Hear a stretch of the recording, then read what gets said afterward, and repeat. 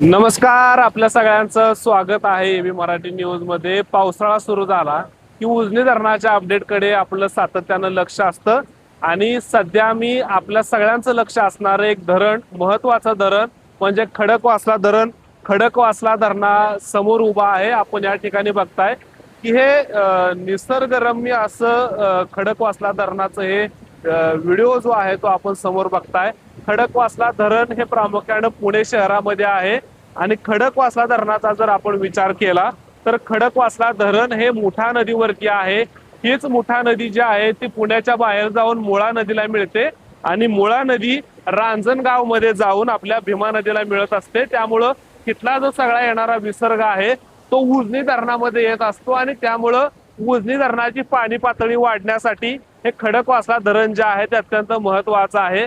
प्रामुख्याने पुणे शहराला पाणी पुरवठा केला जावा या दृष्टिकोनातून साधारण 1869 साली हे धरण उभारण्यात आलेलं आहे। ब्रिटिशकालीन धरण आहे, मात्र या धरणाचा उपयोग पुणे शहराला पाणी पुरवठ्यासाठी तर होतोच, मात्र हे धरण साखळी पूर्णपणे भरल्यानंतर यामधून येणारा विसर्ग जो आहे तो मुठा नदी, मुळा नदी आणि नंतर मुळा नदी भीमा नदीला मिळते। त्यामुळे हे सगळं पाणी जे आहे ते भीमा नदीच्या माध्यमातून दौंडच्या विसर्गामधून उजनीमध्ये मिसळलं जातं।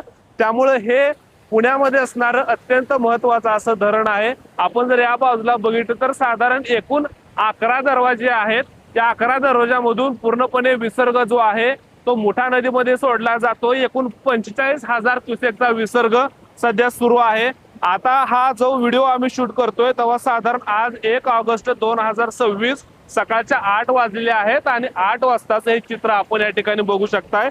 हे धरण यासाठी महत्वाचं आहे की खडकवासला हे जे काही धरण साखळी आहे त्या धरण साखळीमध्ये वरसगाव, टेमघर आणि पानशेत अशी 3 धरणं या धरणाच्या वरच्या बाजूला आहेत आणि ही तिन्ही पण धरणं पूर्ण क्षमतेने भरल्यामुळे त्या तिन्ही धरणामधला जो काही पाणी साठा आहे तो या खडकवासला धरणामध्ये येतो आणि खडकवासला धरण सुद्धा पूर्ण क्षमतेने 100% भरलेलं आहे।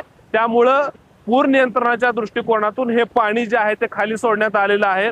हे धरण पुणे शहराच्या वरच्या बाजूला असलं तर याचा फायदा सुद्धा आपल्या सोलापूर जिल्ह्यातल्या शेतकऱ्यांना होत असतो, कारण हे सगळं पाणी आपल्या उजनीमध्ये येणार आहे आणि उजनीमधला विसर्ग आपल्या भीमे नदीच्या माध्यमातून तिथल्या शेतकऱ्यांना याचा फायदा होतो। खरं तर या धरणाचा विचार केला तर साधारण 3 ते 3.5 TMC पाणी या धरणामध्ये बसतं आणि ही जी काही पूर्ण धरण साखळी आहे म्हणजे वरसगाव धरण, टेमघर धरण, पानशेत धरण आणि खडकवासला धरण अशी 4 धरणं मिळून जे आहे त्या मुठा नदीवरती त्या सगळ्या धरण साखळीमध्ये साधारणपणे 30 TMCचा पाणी साठा जो आहे तो इथनं वर केला जातो। मात्र आता पूर नियंत्रणाच्या दृष्टिकोनातून हे पाणी सुरू आहे। आपण जर विचार केला तर काल पुणे परिसरामध्ये मुसळधार पाऊस होता। चांगल्या पद्धतीचा पाऊस या सगळ्या पाणलोट क्षेत्रामध्ये झाला होता। धरण साखळीमध्ये हे जी सगळी गावं येतात, डोंगरदारे येतात, त्यामध्ये मोठ्या प्रमाणावरती काल पाऊस होता। हवामान खात्यानं काल रेड अलर्ट दिला होता, त्यामुळे हे सगळं पाणी येत होतं। मात्र आजचा जर विचार केला आपण, आज 1 ऑगस्ट आहे, आपण 1 ऑगस्टला सकाळी 8 वाजता हा व्हिडिओ शूट करतोय। मी पहाटे पुण्यामध्ये पोहोचलेलो आहे, सातारा या परिसरातून प्रवास करत आलेलो आहे, मात्र कोणत्याही पद्धतीचा पाऊस सध्या या ठिकाणी दिसत नाही। आज सकाळी 8 वाजता तर विचार केला तर चांगल्या पद्धतीचं सूर्याचं दर्शन जे आहे ते पुणेकरांना झालेलं आहे। त्यामुळे आज सकाळी पावसानं उसंती घेतलेली आहे। हवामान खात्याचा अंदाज आहे की आज पुणे शहराला हवामान खात्यानं ऑरेंज अलर्ट दिलेला आहे, म्हणजे काल रेड अलर्ट होता, आज ऑरेंज अलर्ट आहे। पावसापासून थोडीफार उसंत मिळेल पुणेकरांना आणि तसं चित्र सध्या दिसतंय।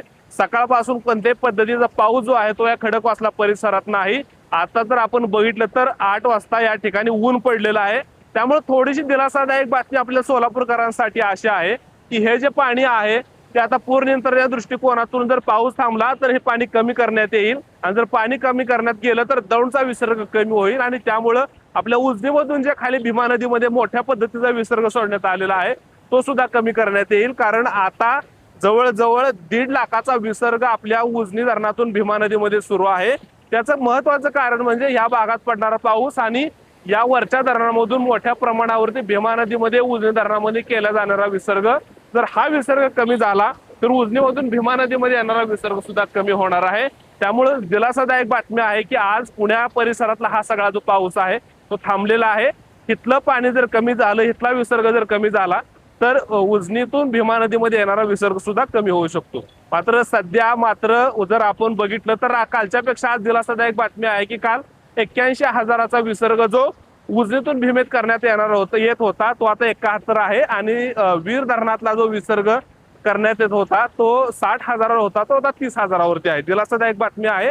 आणि आज जर आपण बघितलं तर वातावरणानं सुद्धा साथ दिलेली दिसते. मात्र हे आपण खडकवासला धरण जर बघितलं तर खडकवासला धरणातून मात्र सध्या 45,000 क्युसेकचा विसर्ग सध्या सुरू आहे. पावसाच्या ज्या काही सगळ्या अपडेट आहेत, धरणांच्या ज्या काही अपडेट आहेत त्या सातत्यानं तुम्ही एबी मराठीवरती बघताय. त्या बातम्या तुम्हाला कशा वाटतात, उजनीच्या अपडेट तुम्हाला कशा वाटतात हे आम्हाला कमेंट करून नक्की सांगा. गोपाळ सोबत मी गणेश गायकवाड, एबी मराठी न्यूज, पुणे, खडकवासला.